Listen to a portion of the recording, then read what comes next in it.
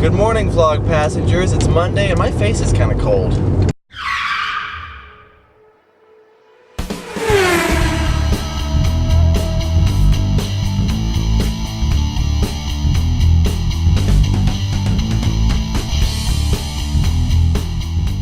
Today I'm going to be reviewing Markus Zusak's I Am the Messenger. Now I have actually already reviewed this book recently. I stood in for Meredith on One Dose Daily and she does Bookworm Wednesday. If you're not subscribed to that channel, you should be. And so for this book review I'm going to go in a little bit of a different direction.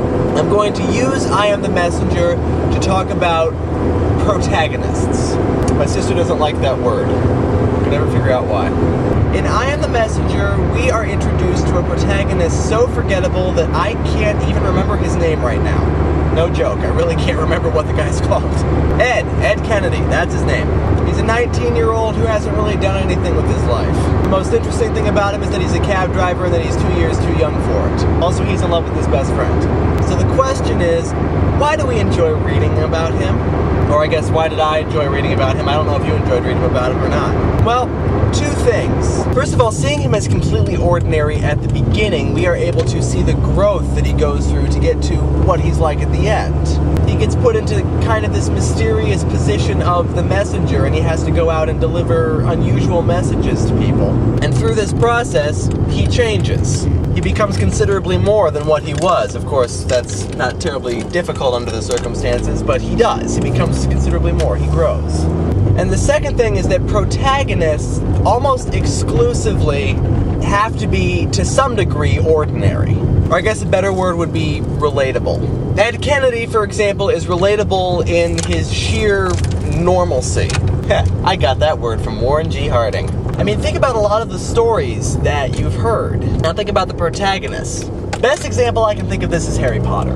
The initial description of Harry saw a lot of things that I personally related to. The glasses, the hair. When I first read Harry Potter, my hair did much the same thing that his did. It was all over the place. The skinniness to the point of being unhealthy.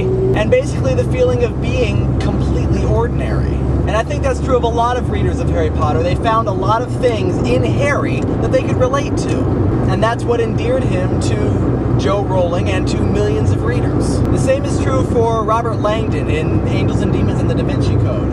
That's actually one of the things that I said about him in my Banging 8408 review. Robert Langdon is almost completely removed from the whole debate.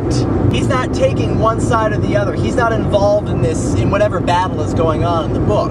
All he really wants to do is to figure out the truth, but he's kind of set apart from the whole thing. So in a sense, he is kind of like an outside observer, like a reader.